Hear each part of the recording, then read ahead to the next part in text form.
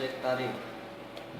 আর এইখানে একটা গাড়ি অ্যালাউন্স করে যাচ্ছিল, তো কাগজ ফেললো, তখন আমরা কুড়ালি ফোন নাম্বার হসপিটালে ছিল, তখন হসপিটালের ফোন নাম্বারটা নিয়ে ফোন করলি, তখন বললো যে রেটিনার ডাক্তার কবে আসবে, তখন বললো কলকাতা থেকে ডাক্তার আসবে, তখন বললো কলকাতা থেকে আসবে, তখন বলি ঠিক আছে আমরা তাহলে যাবো শনিবার দিন। তো শনিবার দিনে গেলাম, তো যেয়ে নিয়ে চেক আপ করলো, চেক আপ করে নিয়ে ফটো করলো, ফটোয় বললো যে পর্দাটা সরে গেছে। তো ডাক্তারবাবু বললো যে পর্দাটা আমরা জুড়ে দেওয়ার চেষ্টা করি। তারপর পর্দাটা জুড়লো, আর জুড়ে নিয়ে অপারেশন হলো, আর অপারেশন করার বাদে এক সপ্তাহ বাদে আসতে বললো। আর তারপর এক সপ্তাহ বাদে আলাম, এসে নিয়ে বললো চোখটা ভালো আছে।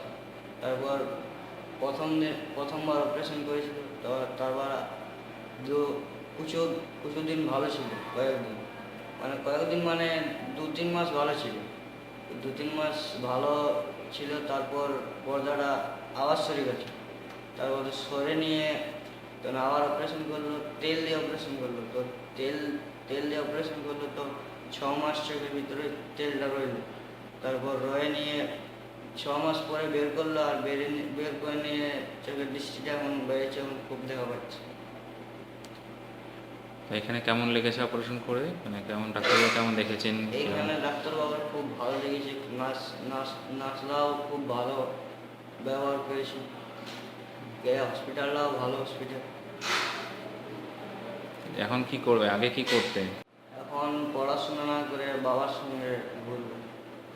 বাবা কি কাজ করেন? বাবা মুরগি ব্যবসা, আর মুরগি, পোলট্রি, দেশি, আর আর বাইরে বিক্রি, রাঁচি, রামমন্ডি। বাবার কাছে সাহায্য করবে? বাবার কাছে সাহায্য করি। ঠিক আছে।